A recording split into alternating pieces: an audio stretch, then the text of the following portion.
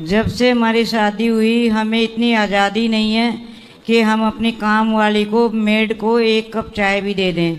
अच्छा, तो कौन आजादी नहीं दे रहा है आपको?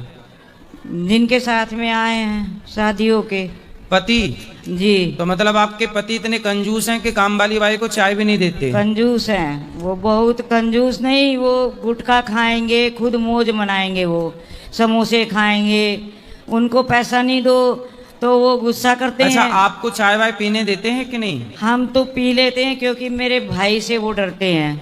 अच्छा, मतलब आपके भाई थोड़ा दबंग टाइप के हैं? दबंग है, वो कहते हैं फिर कि बहन को यदि चाय नहीं दिया तो मारेंगे कंटाप में। हाँ, लटका के ही मारेंगे फिर। सही है, सही है। ये आदमी कंजूस आदमी सी योग्य है। तो बताओ, काम वाली बाई को चाय भी नहीं देता, तो आपको चाय में शक्कर कम डाल के देते हैं कि प्रॉपर होती है? नहीं, वो तो हम अपनी मर्जी से डालते हैं। नहीं, ऐसा कि थोड़ा कम शक्कर डाल। कंजूस तो कंजूस है।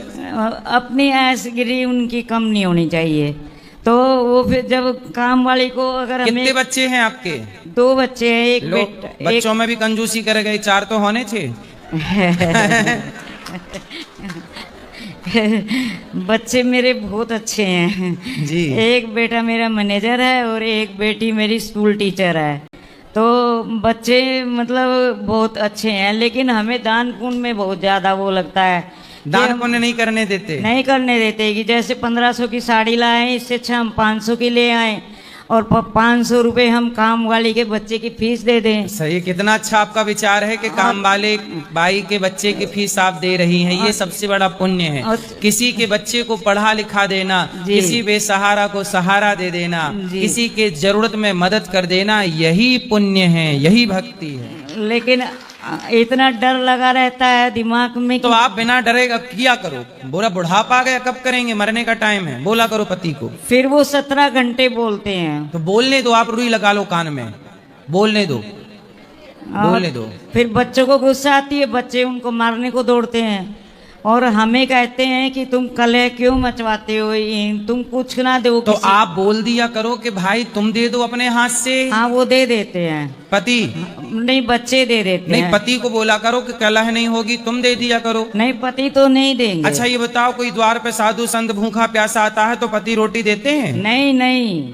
हम ही देते हैं। अगर देते हैं, अगर वो नहीं होते हैं छिपा के जल्दी से दूध। और यदि वो हैं तो फिर नहीं मिलती रोटी? नहीं, फिर हम नहीं दे पाते हैं। भूखे को रोटी भी नहीं देने देते? नहीं नहीं नहीं। तो उनको बोलना कि नाली का कीड़ा बनना पड़ेगा ऐसे। हाँ, वो बहुत समझाते हैं उनको। आए हैं पति? नहीं आए हैं सर। तो आप ले आती मेरी माँ, मैं भी समझा कि ठीक करता। आपकी कथा इतनी सुनते हैं, इतनी सुनते हैं, लेकिन पूरे ढोंगी हैं, 100% ढोंगी। कैसा ढोंग करते हैं? वो ये ढोंग करते हैं कि जैसे आप कुछ अच्छी बात बता रहे हैं, वो बात नहीं दोहराएंगे। हाँ। जैसे आपने कह दिया लेडीज को जेंट्स की, अपने हस्बैंड की बहुत वो करनी चाहिए, पति के पांव दबाना चाहिए। पति के, हाँ, वो सब चीजें उनको बहुत अच्छी लग जाती हैं। तब वो बोलते हैं कि देख पांव दबा। हाँ। और जब हम बोलते हैं कि थोड़ा भूखे को रोटी दो, तब नहीं सुनते? तब नहीं सुनते। अब हम बीमार हो के उनकी क्या सेवा करें? हम भी हरियाणा के हैं, वो यूपी के हैं, तो हमारे हरियाणा में पैर वैर नहीं दबाए जाते। स्वस्थ आदमी के नहीं दबाता कोई पैर। अच्छा, बीमार के दबाते हैं? बीमार के ही दबाता है, जो कोई दबाता है। मतलब बेटा भी बाप के पाँव नहीं दबाता? स्वस्थ अगर है तो फिर क्या जरूरत है? अगर स्वस्थ है, मतलब बीमार होने का पहले इंतजार किया जाता है, पहले ये बीमार पड़े, हाँ। फिर पुत्र धर्म निभाएं। वैसे छूते हैं, पैर छूते हैं जी। मगर ये नहीं है कि लेट गए आराम से दिन भर मौज मार के और बेटे से कहो पैर दबाओ, तो उसको हमने कहा ऐसे नहीं दबाना। अच्छा, बेटे को आपने मना कर दिया? हाँ, जब काम करके आए, कुछ बीमार हैं। तो आपके पति से आपको बहुत शिकायतें हैं? बहुत शिकायतें हैं महाराज जी, बहुत बेकार आदमी मिला है। तो मैं आपने शादी के पहले नहीं देखा था? नहीं देखा था, 44 ईयर निकाला अपने माँ बाप की इज्जत की वजह से। तो अब 40-44 साल हो गए, अब क्या विचार है? अब छोड़ देने का विचार है उनको। अरे मैया, हाथी निकल गया, अब पूछ बची, अब बुढ़ापे में छोड़ोगी 44 साल में? हाँ महाराज जी, अब तंग आ गए हैं। तो क्या तलाक लोगी? हाँ, अब ये लगता है या तो गंगा मैया की गोद में समा जाएं। तो तलाक लेके फिर क्या आप दूसरा ब्याह करोगी? नहीं, कहीं पर महाराजियों के उसमें रहेंगे, शरण में अपना भजन करेंगे। तो भजन पति के तलाक दिए बिना भी करो। वो वहाँ पर टिकने नहीं देते हैं। जो 17-18 घंटे भौंकेगा वो क्या हमको भजन करने देगा? ये तो सोचिए। मैया चलो पति अच्छे नहीं मिले, बच्चे तो अच्छे मिले, वो अपनी ड्यूटी पे चले जाते हैं। तो बहू आपकी सेवा नहीं करती? बहू है नहीं। क्यों? बेटा कह रहा है, मेरी बेटी की शादी टूट गई तो कह रहा है और एक कलह ले आएंगे दूसरा घर में, तो रहने दो हमको ऐसे ही, जैसे हम हैं वैसे ठीक है। तो बेटा भी शादी नहीं कर रहा? नहीं कर रहा है वो। और बेटी? बेटी की तो शादी हो गई थी, 17 साल का बच्चा है, हमारे ही घर में हुई। दहेज लालची इतने जबरदस्त थे वो लोग कि अगर वो वहाँ रहती तो वो निश्चित था कि मार देते उसको। अब देखो आपको पति भी अच्छा नहीं मिला, दामाद भी अच्छा नहीं मिला। नहीं मिला सर, नहीं मिला महाराज जी। बेटा अच्छा है? बेटा तो अच्छा है, बेटा अच्छा है। अब ऐसा है मैया कि भगवान का आप ज्यादा चिंतन करिए, जी। भगवान की कथाएं सुनिए और बुढ़ापे में तलाक मत दीजिए अपने पति को। आपके बिना फिर कैसे रहेंगे पति? रह लेंगे जहाँ रहेंगे, हमें क्या, उनको हमारी कमी का भी तो पता लगना चाहिए। फिर वो गिड़गिड़ाएंगे कि तुम कुछ भी दे देना, काम वाले को उठा के कुछ भी दे देना। पति को सबक देने के लिए आप तलाक लेना चाहते हैं? तलाक भी लेना चाहते हैं, उनसे बिल्कुल अलग होना चाहते हैं, उनकी शक्ल भी नहीं देखना चाहते हैं। क्यों? अच्छी नहीं है शक्ल? बहुत मतलब कलह मचाते हैं सर महाराज जी। अब 40 साल मैया शक्ल देखी हो, क्या कर। अब कितने साल की हो आप? हम तो 64 ईयर के हैं। अब 64 साल की हो जी। अब मैया बुढ़ापे में तलाक लोगी?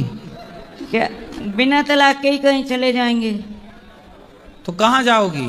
बच्चे के संग रहो ना, बेटा तो अच्छा है, बच्चे का ब्याह कर दो, अच्छी बहू भगवान करे आपको मिल जाए। बहू मेरी किस्मत में अच्छी नहीं है, वो भी बहुत मारेगी आकर के।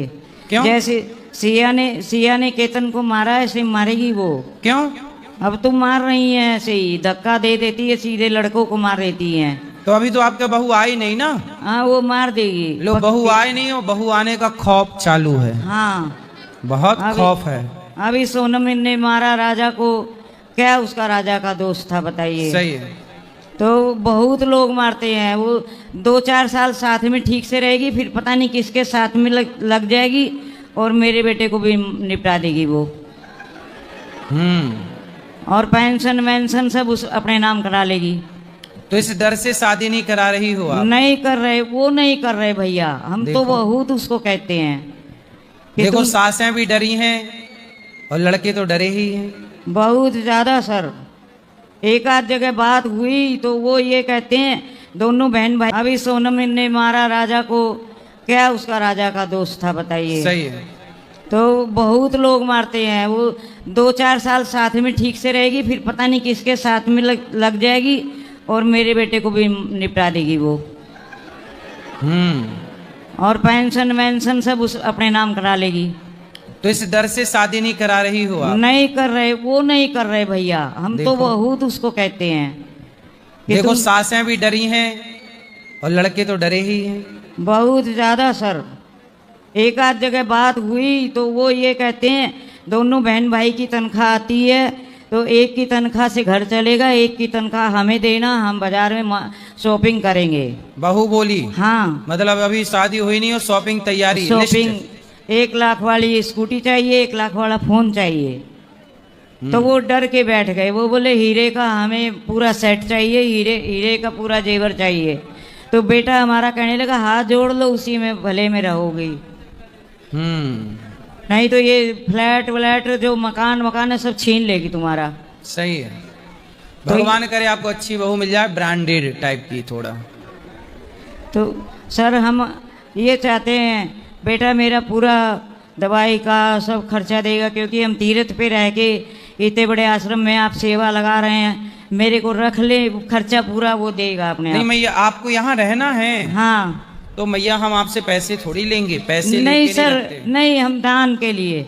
नहीं वो अलग विषय है, पर हम आपको, पर आपका तो बेटा भी है, पति है, आपको वृद्धाश्रम में रहने की क्या जरूरत है? पति का तो नाम ही मत लीजिए, पति का नहीं नाम लीजिए। क्यों? पति की वजह से ही तो आ रहे हैं। पति का नाम क्या है?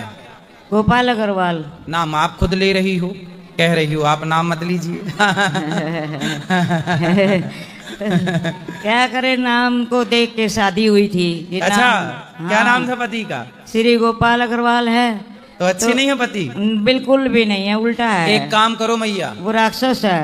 सुनो, जी आप पति को ले आना मेरे पास, मैं आपके पति को बिल्कुल अच्छा बना दूंगा, आपसे प्यार करने वाला हो जाएगा पति।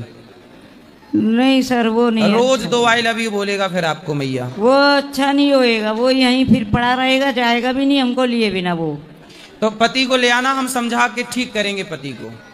पहले पति को ले आना, समझाएंगे, यदि वो आपको नहीं ले जाएंगे तब फिर आपको हम रखेंगे। पहले पति से एक बार बात तो वो कर तो लें। ले जाने को तैयार है, वो तो हमें ढूंढेंगे। अगर हम यहाँ पर रहेंगे हाँ। और उन्होंने टीवी पे देख लिया तो वो आ जाएंगे। वो ऐसे आपके चरणों में लौटेंगे। आप नहीं, फिर हम उनको ठीक करेंगे। आप ये सोचेंगे इससे भला आदमी है ही नहीं दुनिया में। नहीं, उसको हम ठीक कर, हाँ, आपने तो सच्चाई बता दी कि वो अच्छी बातें नहीं सुनता, बुरी बातें सुनता है। जी तब फिर मैं उसको अपने हिसाब से समझाऊंगा। आप चिंता ना करना, आपके पति को पूरा उसका हृदय परिवर्तन करेंगे। लेकिन आपने महाराज जी पुरुषों के लिए नहीं बनाया है आश्रम, नहीं तो उनको छोड़ देते। हाँ, वो उनको छोड़ जाते, पति को छोड़ के। हाँ उनको चलो छोड़। पति को आने दो, उनको ही रख लेंगे, कोई दिक्कत नहीं है। ठीक है सर, आप जरूर रख लीजिएगा उनको, तो हमारा घर स्वर्ग बन जाएगा। पति के बिना? हाँ, स्वर्ग बन जाएगा हमारा घर। हमारे बच्चे बहुत अच्छे हैं, नाती बहुत अच्छा है हमारा। भैया तुम कैसी पत्नी हो, अपने पति की सेवा नहीं करती हो? नहीं, हम शक्ल भी नहीं देख के राजी हैं उनकी।